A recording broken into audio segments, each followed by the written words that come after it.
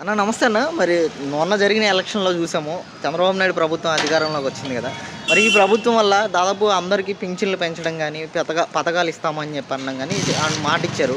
మరి ఆయన ప్రభుత్వంలో మేలు జరుగుతుందని అనుకుంటున్నారా చంద్రబాబు నాయుడు ప్రభుత్వంలో? మరి గత ప్రభుత్వం జగన్మోహన్ రెడ్డి ప్రభుత్వం కూడా చూసారు కదా! ఎలా అనిపించింది? ఏం చెప్తారు అసలు? చంద్రబాబు నాయుడు గారు హయాంలో ఉన్నప్పుడు 3 వెహికల్స్ 3 చక్రాల బైక్ ఓకే అయింది సార్. ఓకే అయినప్పుడు ఇవ్వడానికి వెళ్ళినప్పుడు ఎలక్షన్ కూడా ఆగింది. తర్వాత జగన్మోహన్ రెడ్డి గారు వచ్చినప్పుడు మేమేమో వెళ్ళి సార్ ఇలాగా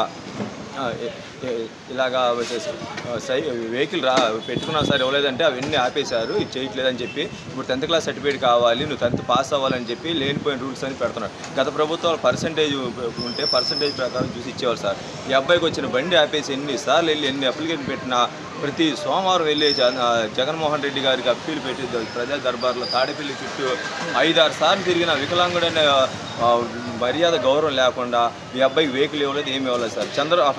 జగన్మోహన్ రెడ్డి గారు మా వికలాంగుల పెన్షన్ కోసం కానీ, మా జీవనోపాధి కోసం కానీ, మా ఉద్యోగాల కోసం కానీ, మా బ్యాక్లాగ్ పోస్టుల కోసం కూడా మాట్లాడలేదు, ఇవ్వలేదు సార్.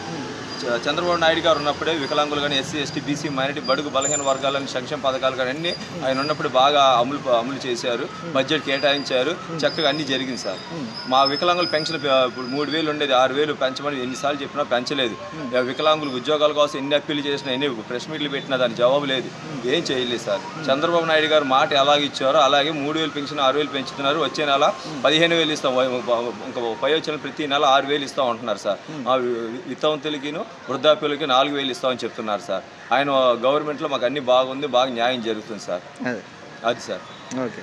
ఏంటి మరి జగన్మోహన్ రెడ్డి గారు ఓదార్పు యాత్ర చేస్తామని అంటున్నారు కదా, ఎలా అనిపిస్తుంది అసలు? సార్ ఇప్పుడు గెలిచి 5 సంవత్సరాలు ఏవో తాడేపల్లి ప్యాలెస్లో ఉండి జనాలు సమస్యలు ఏం పట్టించుకోకుండా, లెక్క చేయకుండా, ప్రజల ఆత్మగౌరవం కానీ పట్టించుకోకుండా, ప్రజల సమస్యలు పట్టించుకోకుండా, వాళ్ళకి విలువ మర్యాద గౌరవం ఇవ్వకుండా పరదాల చాట్లో దాక్కొని ఆయన వస్తే 200-300 మంది సెక్యూరిటీ పెట్టుకొని, నేను ప్రజానాయకుడు అయినప్పుడు ప్రజల్లోకి వచ్చినప్పుడు సెక్యూరిటీ ఎందుకు?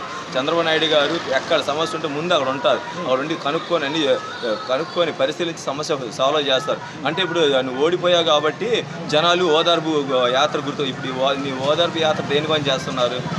ఎస్సీ ఎస్టీ బీసీ బడుగు బలహీన వర్గాలకు మీరు అణచివేశారు. దేనికోసం వస్తారు? రేట్లు పెంచారు, మద్యం పెంచారు, ఉద్యోగాలు లేదు, డిఎస్సి పోస్టులు ఇచ్చేయలేదు.